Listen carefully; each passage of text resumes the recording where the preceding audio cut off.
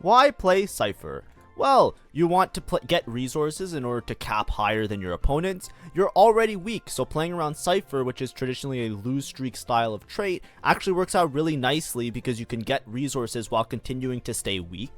You have a Giga win-out condition, so you have some sort of augment that enables Cipher really well, or you have an augment that gives you extra HP so you can stretch to go for some of those really deep Cipher cashouts that gives you like a guaranteed, amazing, exciting first. Or you want to have a more thrilling game because Cipher is going to make you challenge yourself a little bit. You're going to play a little bit differently in terms of losing rounds and then trying to on a dime convert that into a win. It could be a more thrilling experience that if you're looking to shake things up or play a little bit differently, this is a good option that actually has some good high cap potential and could be a little bit more thrilling.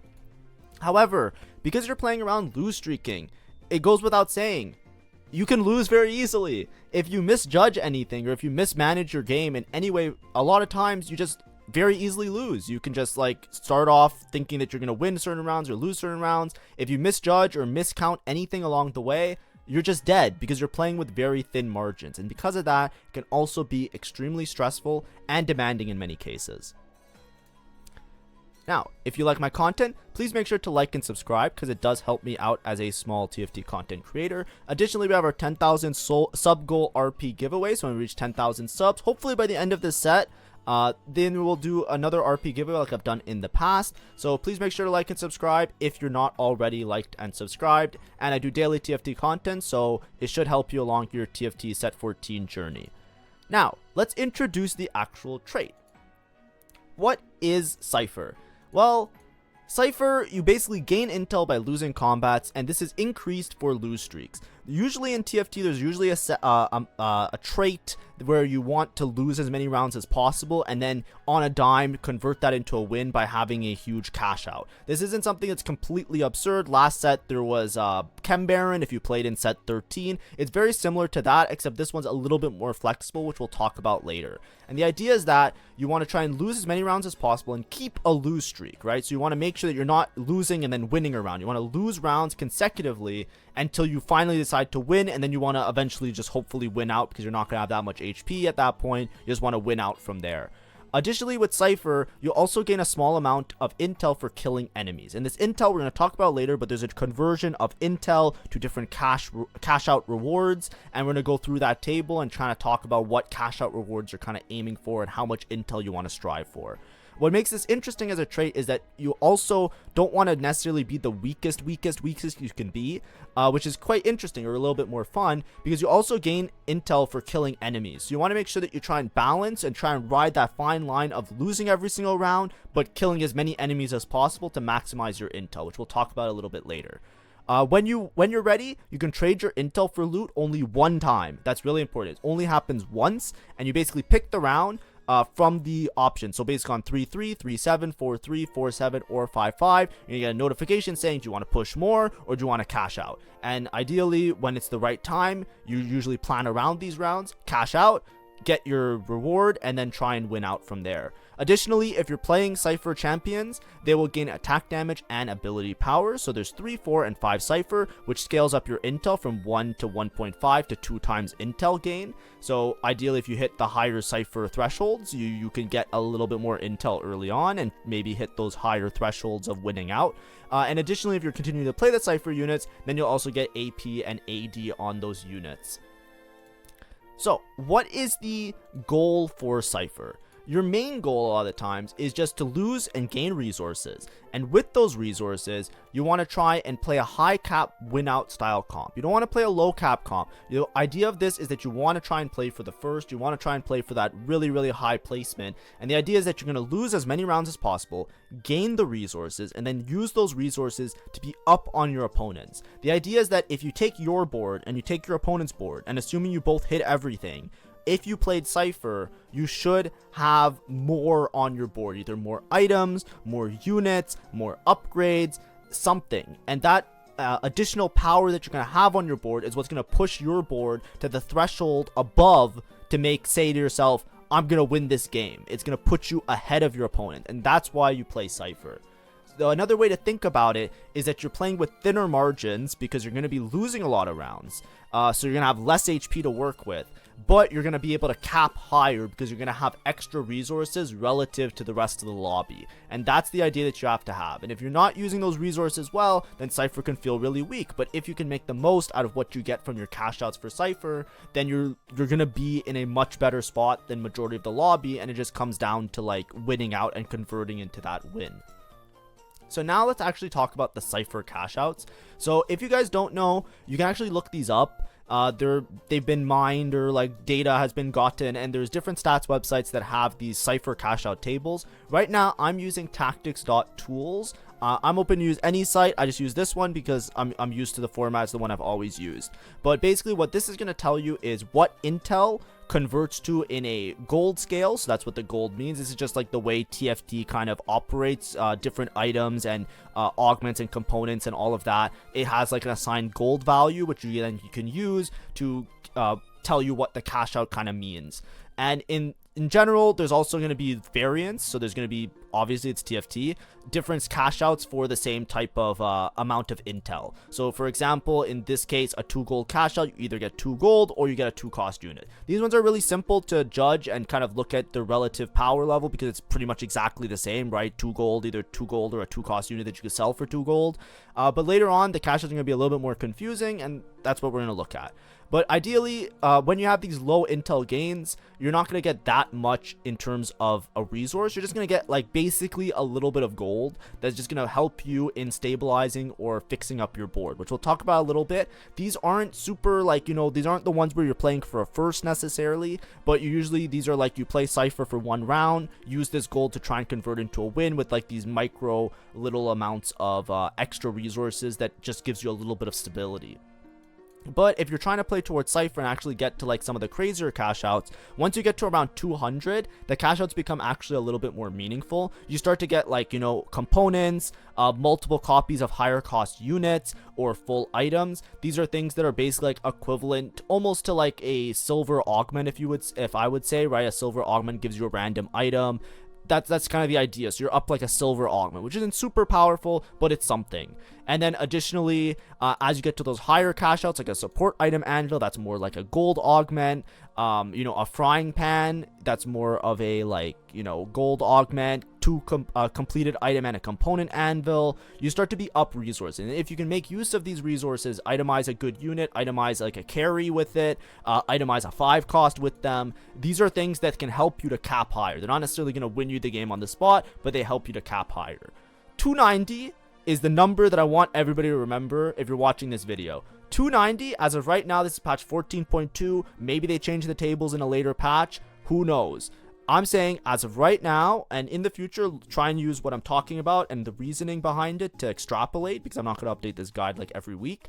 But 290, that's the number right now. That's the number that you look at that. That's your goal. That's the number that you say to yourself, I'm going to win out if I hit 290. It's not necessarily always true, but that's the goal. You want at least 290 most of the time when you're playing Cipher. Why is that? Masterworks upgrade. Masterworks upgrade is essentially a prismatic augment. Radiant item and 2 reforgers, also pretty much a prismatic augment. Being up a prismatic augment on the rest of the lobby is often, it's roughly enough resources to be in a win out position. You are that much stronger than your opponents. The rest of it is conversion. You have to be playing a comp from a good spot. You have to be having good items, good econ management. All of that is up to you. But if you are playing the game well and you get a random Masterworks upgrade and nobody else has one, you should be able to be up so much relative to the lobby that that's where you try and win out. Now, the reason I say it's kind of a win out, I'm using like these modifier words to not say like it's guaranteed, is because it's a 25% chance for these two, which are really good.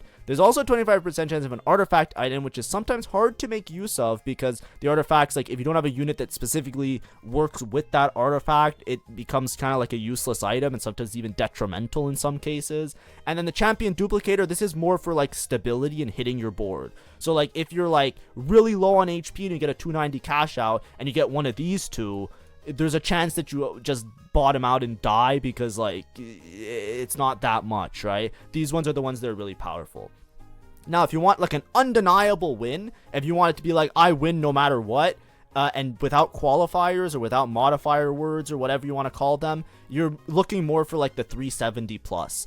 370 plus gives you so many components, so many items that at this point you're so far ahead in terms of how much resources that you have that typically most boards won't be able to compete with you. Specifically 410, this is the breaker point that I would say is like, yep, I just win for sure. Because if you look at these cash outs, you get like either 2 emblems or you're getting a full radiant TG, which is basically a prismatic in its own, but you also get extra resources on top of that. It's just that your board gets so swollen with these resources that you're typically going to be much better off than other people. And then like 450, you get 2-star 5 costs, just throw them on your board, you're probably going to win the rounds. These are the ones that get a little bit more nutty. But the idea with Cipher, if you think about your typical Cipher game, you want to play Cipher when you hit it. If you have the potential to play Cipher, I recommend that you usually should try and play it. It's almost always a good idea just to be up resources. But if you're like win streaking, I wouldn't necessarily stop that. Like that's the only time I wouldn't play Cipher, is if you're like in a strong spot or playing a reroll and you're win streaking. You know, that's how it is. But if not, you can play Cipher when you hit it, and then you angle a high cap win out comp. It always has to be a high cap win out comp, because you want to win after you lose so much with Cipher. You don't want to play some shitty comp that's just going to lose to everybody anyways. You want to play a comp that has a good win out potential because you need to win out. So always play towards your high cap with this, and you're playing basically, it's a very first or eighth strategy, right? And the idea is that typically you're going to be cashing out on 3-7. There was multiple rounds that you can cash out, 3-3, 3-7, 4-3, 4-7, I believe. You usually want to cash out on 3-7. 3-7 is the round where you're going to be fighting neutrals right before stage 4. Stage 4 is where most of the boards complete themselves and everybody kind of like makes their whole boards massive and rolls down super deep, right? 4-2 is where most people get their last augment, and with that last augment they roll for their entire board, either reroll or non-reroll. So the timing of it is actually really good. You get your cash out on 3-7, you look at what your cash out is, you have the entire neutral round to decide what you're going to do with your life, and then on 4-1 you send it for whichever version of Cipher cash out you want to play around, and then win out from there. That's the idea. You can also continue to push past this threshold. This is the typical Cipher game, but ideally you want to stay above 2 lives. You want to basically have around 20-ish to 30-ish HP left over, because you don't want to lose every single round, have very little HP, like live with 1 life, and then try and do the cash out and pivot and sell everything in 1 turn, because you have a very, like, if you play with your margins too thin, then there's a good chance you just lose for free. So don't push too far beyond. A lot of times it's better off just to stay with extra health, cash out on 3-7, use the resources and the extra health in order to more stably coast your way to a top 4 or a top 1, depending on what your cash out is. So Cipher game plan. Here I'm going to present to you 3 or 4 Cipher game plans. And the idea is that based on how much you cash out and what your cash out is, you can go for any of these options. So the first line that I think a lot of people think about is Cipher, just playing Cipher, right? So the idea is that you just push, you keep pushing, keep pushing, keep pushing, keep pushing, and you get a giga cash out. So that's like your 490 plus cash outs, the ones that I was showing you where you get like the radiant TG and all of that stuff, all that juicy stuff. You get your giga cash out, you have 5 Cipher early, you win out, and you just play full Cipher, right? Or you just partially pivot, like maybe you drop 1 or 2 of the Cipher units because you don't need them, and you just play around that. This is very rare, and this isn't the one that you're going to do most often. I'm going to talk about it a little bit after. The full pivot Cipher is the one that's very common nowadays.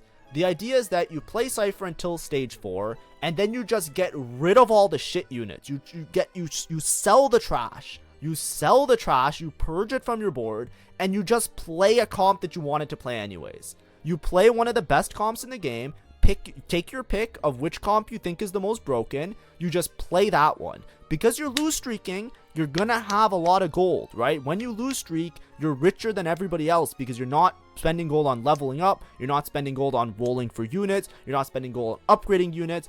Usually when you lose streak, it's very easy for you to get a lot of gold, and if you're lose streaking consistently every single round, you're going to be getting +3 gold from the lose streak, so you're going to be rich. When you have a lot of money, it decreases the variance in what you can play, decreases the variance in missing and hitting, because you're just going to have a lot of gold. The more gold you have, the more gold you have to roll, to upgrade, to level. You're going to have an easy time hitting a comp, and then plus the resources that you get, you play that towards your comp, you win out. That's the main way that Cipher is played nowadays. Additionally, what you can also do is play like a mini cash out Cipher, just mini, right? And the idea is that you play Cipher for maybe like one stage at most, just at a moment where you're really weak, right? So sometimes on stage 2, you might start the game and be really weak, and then you spike a little bit, or you get griefed or something like that. And the idea is you just play Cipher a little bit, you get like, 5 to 10 gold, maybe 20 gold, you get like a little bit of gold, and then just use that to stabilize you a little bit better. And the idea here is that you're not sacrificing all your health, you're not playing with like a razor thin margin,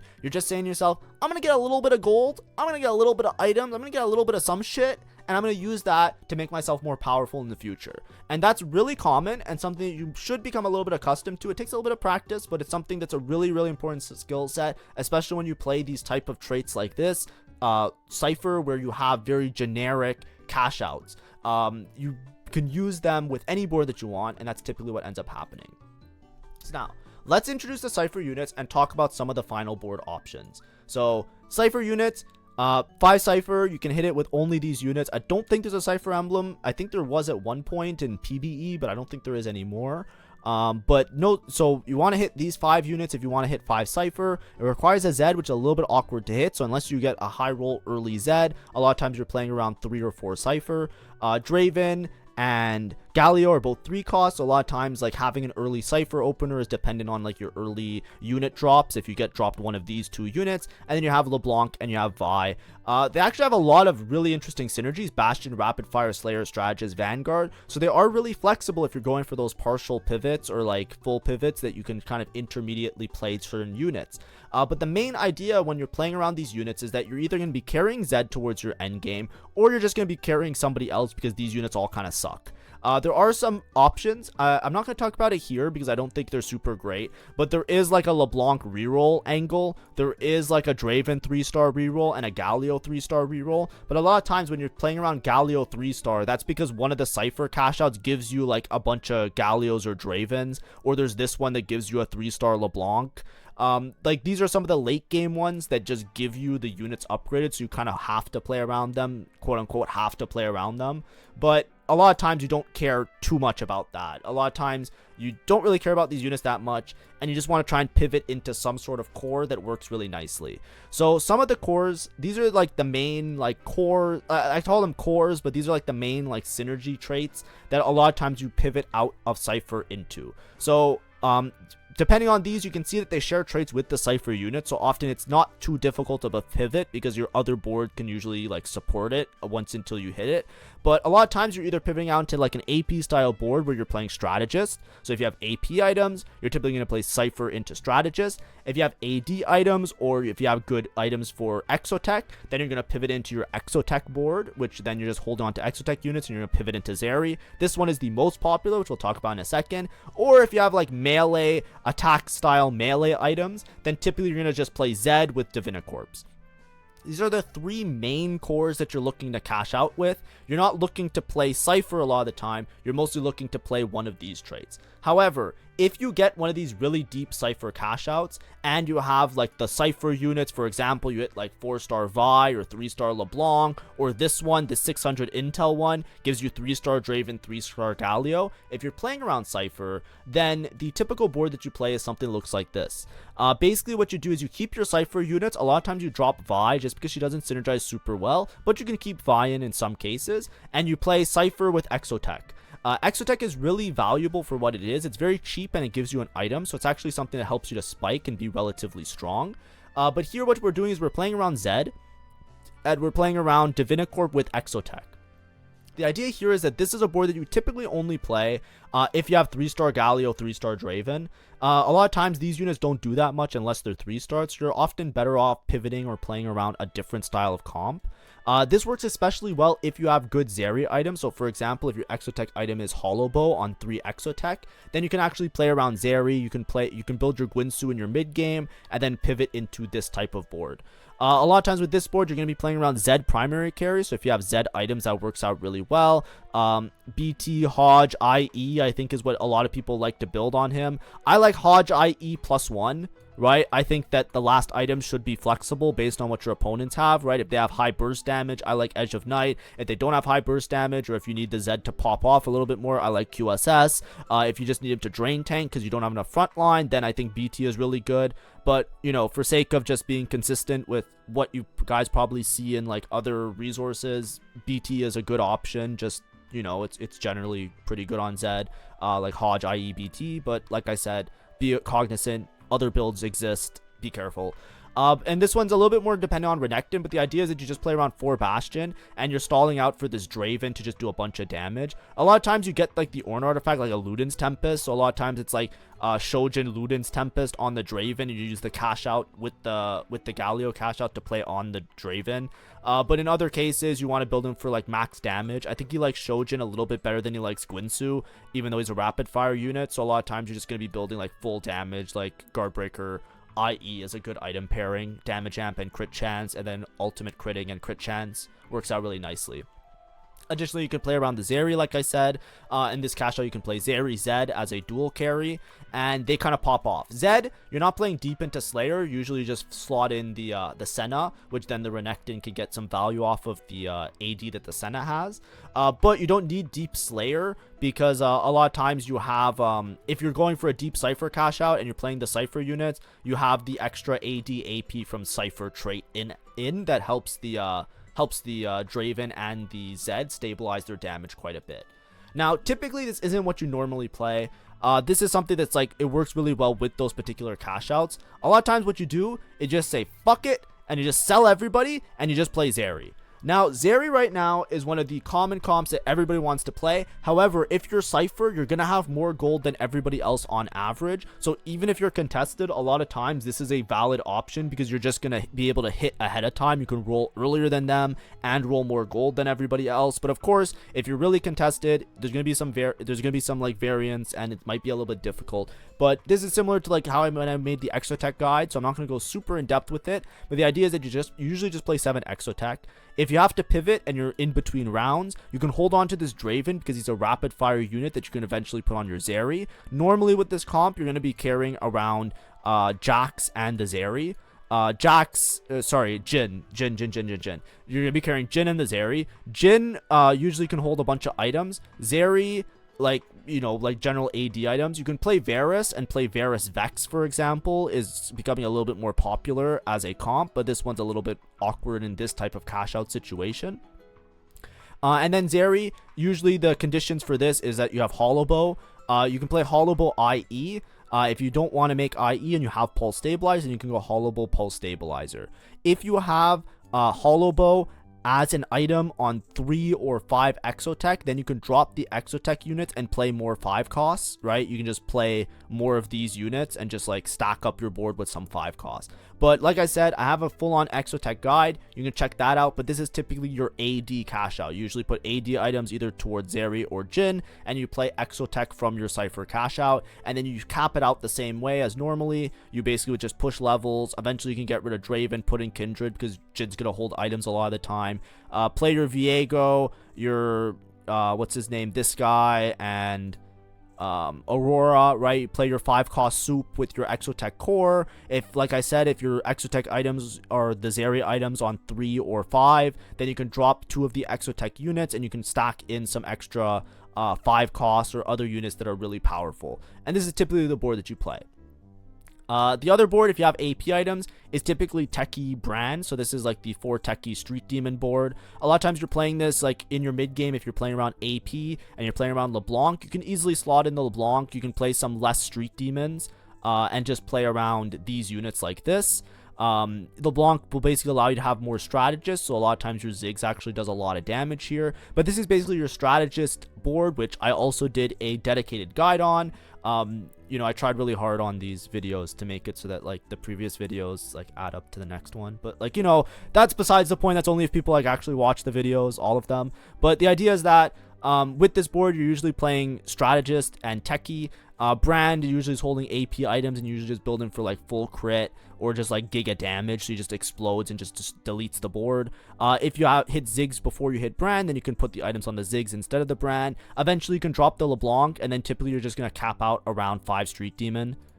Because it's usually pretty strong. This board's extremely powerful, but is extremely cost expensive because it's not super stable unless you hit the 5 cost. A lot of this board relies on having Viego to help stabilize it. You also need a Nico 2 pretty convincingly, but you will have a lot of gold, so there's a good chance that you can hit everything. Finally, we have some of the lesser options from the cash outs. If you have melee items, typically you're just playing around Zed.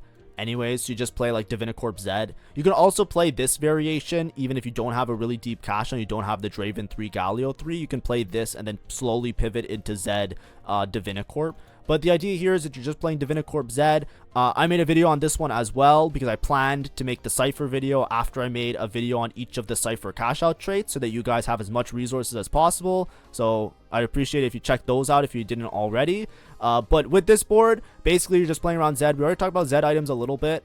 And I've talked about it like 100 times by now, so I'm just going to throw them on here and you guys can figure out what I was going to say. With this board, the main way that you cap out is with a Garen. You always play Garen with this board because as soon as you can get Divinicorp mod on Zed, that's how it pops off really hard. It's a little bit reliant on hitting the Renekton, so you have to be really careful about it, and you usually only want to play this if you have melee style items.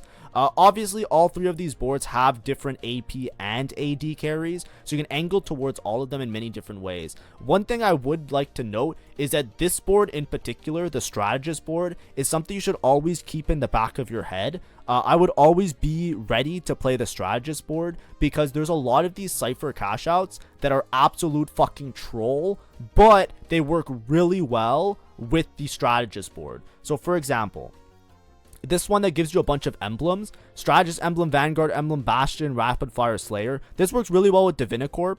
So like you can fit it in nicely with the Divinicorp board because you're going to be playing some of these units that have the traits active already. But additionally, some of these cash outs, they just give you random units like random Garen or random like what's it called, Viego. Some of them give you like random Kabuko, I think. Like this one gives you a random Mundo, which is so like troll. Like, you know, if you're not playing like a Street Demon strategist board, there's really few options you have here. But where's the one I was trying to find that I want to show you? This one, right? This 330 intel one, you get 2-star Mordekaiser, 2-star Fiddlestick, 2-star Shyvana, 2-star Vigar, and 2-star Zyra. Like, this is a board that you can very easily play a board like this and just slot them in and still be able to stabilize and convert it to a win out.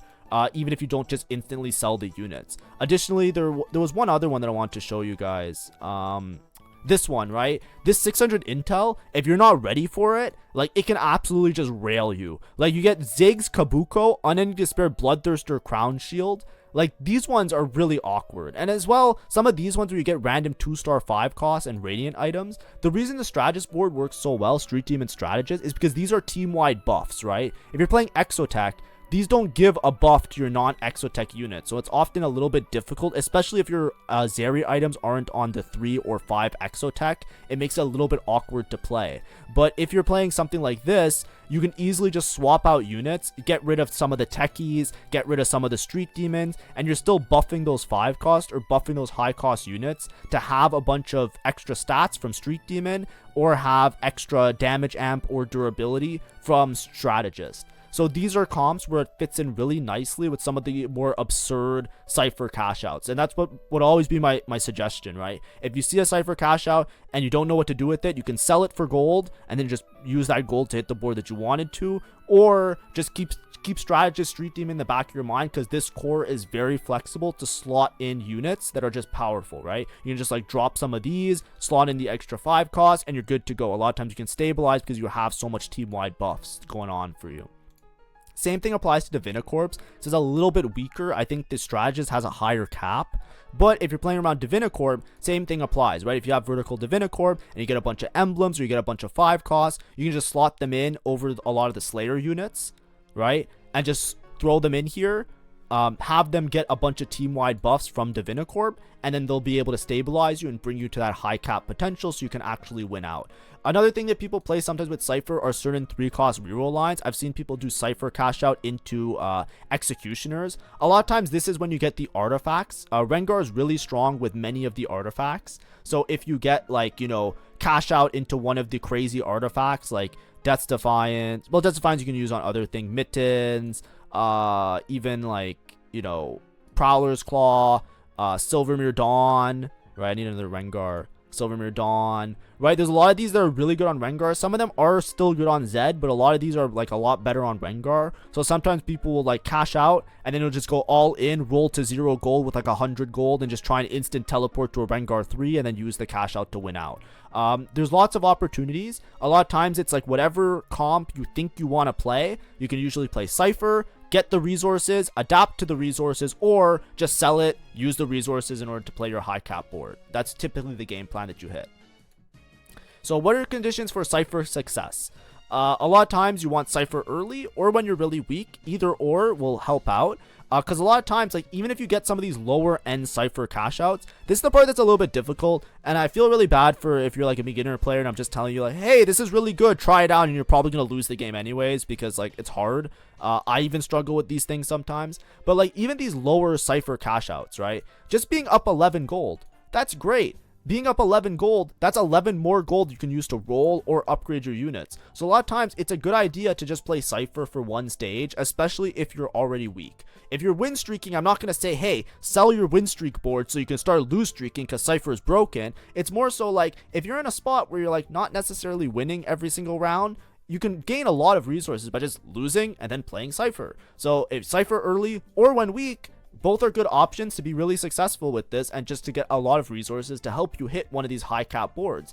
The gold also helps you. It can help you to hit these boards when you're contested. It can help you hit these boards when you're not contested. It can help you to like stabilize. You have more gold. You can make econ earlier. You can travel to level 9 faster. It's just really powerful. It's really meaningful, and it takes a little bit of effort of getting used to, but it's just like whatever your general game plan is to play around a 4-cost comp or like a 3-cost reroll or one of those high cap comps. You just get a little bit of extra resource by sacrificing some HP. That's the idea. Ideally, you want to be weakest in the lobby because then you can just really easily play around your Cipher trait and just continue to lose streak and then convert that into your win out. Additionally, you want to have good econ or lose streak related augments. There are a lot of augments that are really powerful. Like, you know, obviously like the one that is like the craziest is Tiniest Titan. Sorry, I can't type. Tiniest Titan, right? You know, like stuff like this where it helps you to lose streak. There's also other ones where they give you some extra HP or they give you stuff to work with. All of those are going to be really powerful because if you can just guarantee that you're going to survive with multiple lives, like you're going to have enough HP to survive multiple rounds after the fact, you have a really good chance of winning out. So those are things that put you in those insane spots. Additionally, you want to ideally be uncontested on one of your cash out lines. If you're playing towards these comps, even though they're high cap, and I was saying that you can hit them and play around them pretty convincingly and do really well with them, you still want to ideally be not super contested on them. Usually you can bully people off because you're going to have so much gold and you're going to have your cash out, so you're going to be stronger relatively speaking and in a better spot relatively speaking to just play Cipher into any of these comps, and you can bully people off of them.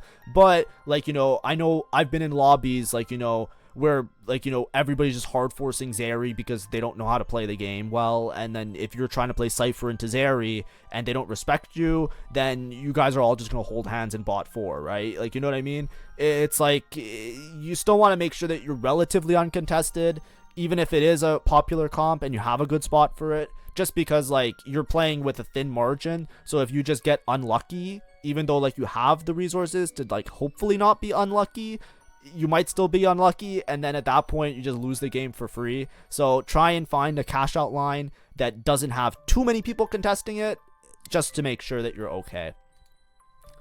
Ideally, you also have to be really comfortable with thin margins.